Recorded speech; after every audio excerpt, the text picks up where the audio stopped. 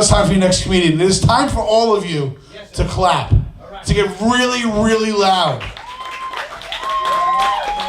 There we go, because this next comedian is absolutely hilarious. Ladies and gentlemen, he won the Gateway Comedy Best New Comic. He was a runner-up in my contest. This gentleman has done shows in the city. He's worked at Dangerfields. He's worked at the... It's his son. It's his son.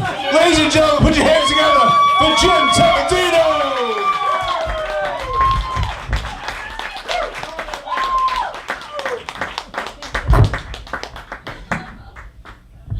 What an introduction. I hope I can live up to the hype. Wow. Alex is so tall, I must look like even shorter than I already am, if that's possible. Oh my God. Can you guys even see me in the back? Jesus. Oh my. Thank you. All right, guys, I'm really grateful to be here. I was in an accident a little over a year ago, and I was off my feet for a while. So I'm finally kind of walking pretty normal, and I'm really grateful about that. But, after having spent 3 months in the hospital, I definitely have a different view on healthcare, in particular with nurses. I always give nurses a lot of credit. They have really hard jobs, they work long hours, and they got to be willing to do a lot of things that I just, wouldn't be willing to do.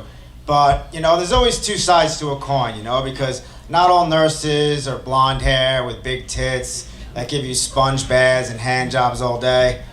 It's not like the old days.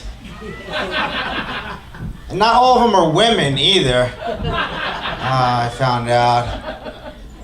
I remember it was time for my sponge bath, and I asked my nurse if I could get my sponge bath, and she told me she was going off shift, but that she would send the other nurse in, Leslie, to give me my sponge bath. So I was waiting patiently for about 5 or 10 minutes, and then I heard somebody come into my hospital room, and I heard, "James, bed 2B. I'm Leslie, your nurse, here to give you a sponge bath." I swear, my butthole never puckered up so quick in my life. I was like, "James? Never heard of him." You got the wrong room, buddy. You turn your ass around, you go find that James. Sounds like he needs your help. All right, guys, a little bit about myself. I'm half Italian, half Puerto Rican. All right, yeah, that's right. But I feel as the summer months come around, my Puerto Rican side starts to come out a little bit more. My skin gets darker. I like to spend all my time outside in the sun, and most importantly, not work. Wow, did you just go there? Oof. Ouch. I can say that shit though, can't I? Come on, it's true. Here's a fun fact. The sheep actually has the most human-like vagina out of any animal in the animal kingdom. I got claps for that. Wow, thank you. Which I thought was a disgusting fact at first. Until I went down to the local petting zoo and I was like, "Burn that shit up." All right, guys, this is highbrow stuff, so I need you to buckle up. So I just turned 34. I had a birthday last week. Thank you. Thank you. I've been doing comedy for about a year, and I'm a little bit older. I've started comedy, so a lot of family and friends ask me, why comedy? Why now? And I thought about it, and something that I always wanted to do. I'm not getting any younger, and I think I'm getting too old to go back into midget porn at this point. I think the window of opportunity has closed on that. But the good thing about midget porn was my cock looked fucking huge in those little midget hands. They used to call me Cockzilla.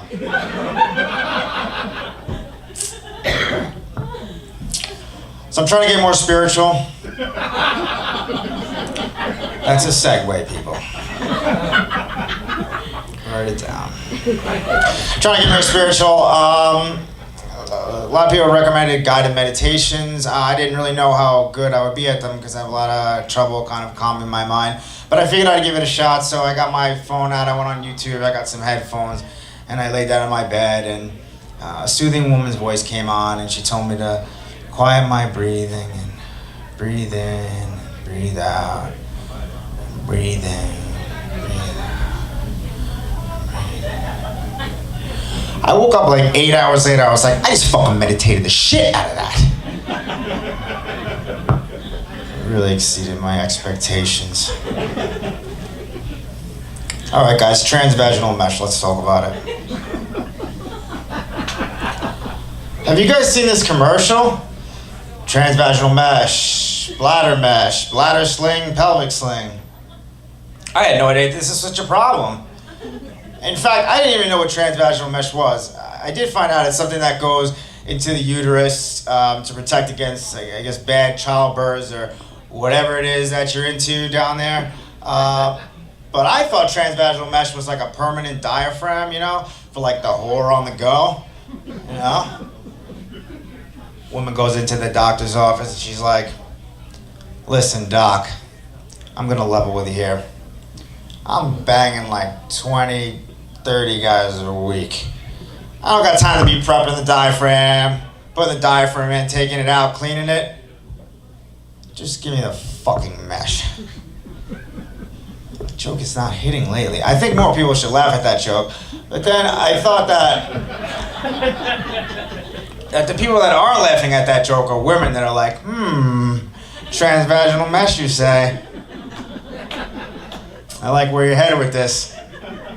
I don't care too much for your comedy, but you're an idea man, and I like that.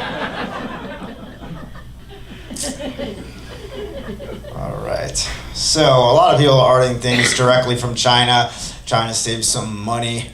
My girlfriend wanted me to order a sex toy, so I figured, you know, whatever, I'll be nice. Wanted to save some coin, so I ordered one of these extra large dildos from China, extra large. It was 4 inches. But that was 3.5 inches bigger than what she's used to, so everybody made out on that deal. Now, Jimmy, you need some consistency in your comedy, because a few jokes ago you were Cockzilla, now you're making fun of your penis size. You gotta get your story straight. People want facts. Saw a sign the other day that said, Helen Keller, services for the blind. Who is that sign for? That's it. That's the whole joke, guys. That's all you get. That's it. That's it. Wrap that one up.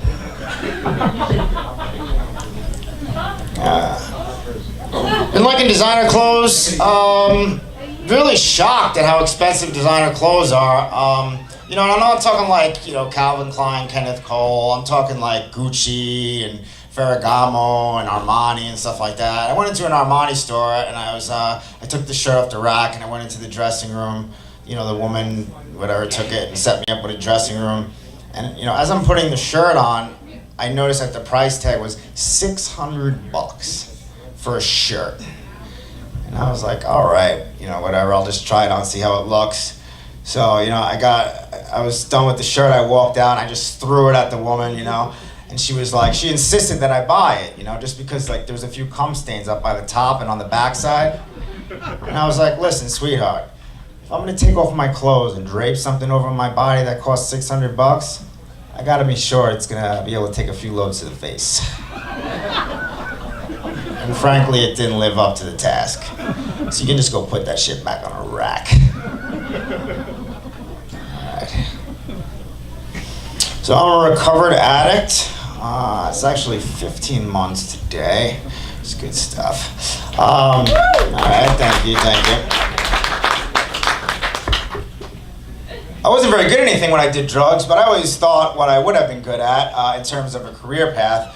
And I think with cocaine, I definitely would have been good at sales because I was able to talk a lot.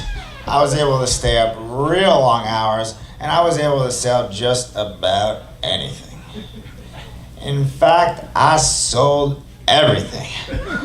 I sold all my shit, my family shit, my friend shit, my neighbor shit. I even tried to sell a Shih Tzu. I called up my dealer. I was like, yo, my nigga, I got a Shih Tzu here. A fucking pedigree. He's cute as shit. Let me hold something, man. Let me hold something. Get a fucking 20. Come on. It's very paranoid drug user. I think that all drugs have sort of their own type of paranoia, but they all have a common thread in that they all have to do with either laughing or talking. Like, for example, when I used to smoke weed, I used to think that all my friends were laughing at me. And when I used to sniff coke, I used to think that all my friends were talking about me. But when I used to drop acid, I used to think that all my friends were laughing hyenas. When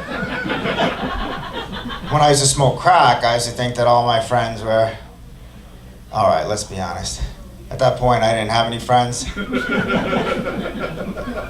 But I did look out the window a lot. That's gotta count for something. Thank you guys, have a good night.